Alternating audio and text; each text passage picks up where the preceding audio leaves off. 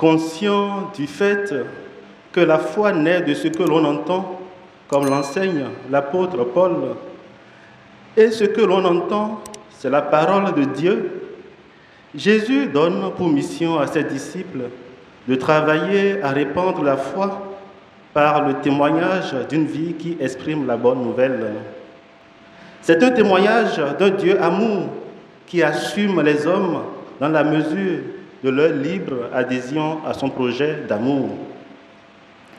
Mais nous ne sommes pas sans savoir que cette mission n'est pas sans implication. C'est pourquoi, dans l'évangile de ce jour, Jésus pointe du doigt les tristes remous auxquels les disciples seront confrontés dans leur mission de semeur d'espérance.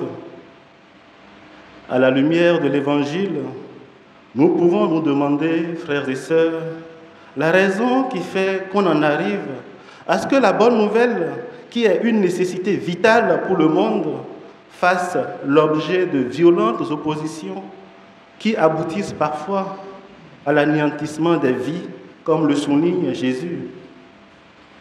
La raison, c'est que l'Évangile est en contradiction avec l'esprit du monde, qui voit dans toutes les lois divines une menace pour sa liberté.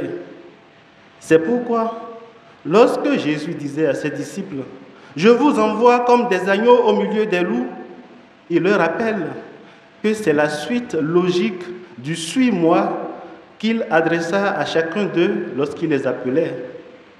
Il s'agit en effet d'un « suis-moi » qui s'éclaircira davantage par la réponse qu'il donna à la question de Pierre, qui s'inquiétait du sort réservé à tous ceux-là qui ont tout abandonné pour le suivre. Souvenons-nous, frères et sœurs, que Jésus avait dit à ses disciples qu'ils recevront au centuple tout ce qu'ils ont abandonné, mais avec des persécutions. C'est une manière de leur dire que l'annonce de l'Évangile doit se poursuivre malgré les adversités, les trahisons et les persécutions du monde. Parce que s'il y a à choisir entre le monde et ce que le monde propose et l'esprit chrétien, on peut dire qu'il y a quelque chose qui ne va pas. Il n'y a pas à choisir entre le monde et Dieu, s'il est vrai qu'en Christ, l'homme atteint la plénitude de la raison de son existence. Et c'est pour cela que Jésus insiste sur le témoignage de notre appartenance à Dieu lorsque les hostilités semblent parfois infinies.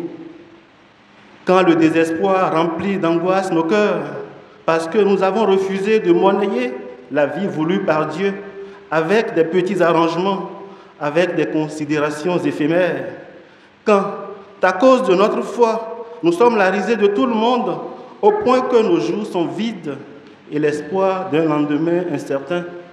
Jésus nous dit dans l'évangile de ce jour qu'il ne nous abandonne pas. Pas un cheveu de votre tête ne sera perdu, dit-il. Frères et sœurs, Jésus sait mieux que nous à quel point il est fascinant de voir le monde maîtriser l'art de nous reprocher ce qu'il incarne, dans le seul but de nous conduire à l'abattoir.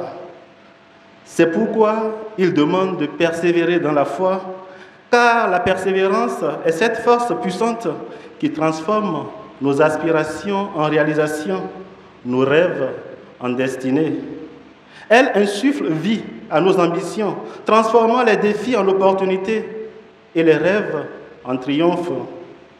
La persévérance, comme l'étoile guidant nos pas, éclaire toujours le chemin incertain de notre destinée, car elle incarne la certitude tranquille et le lendemain prometteur, même lorsque le ciel semble obscurci par le doute.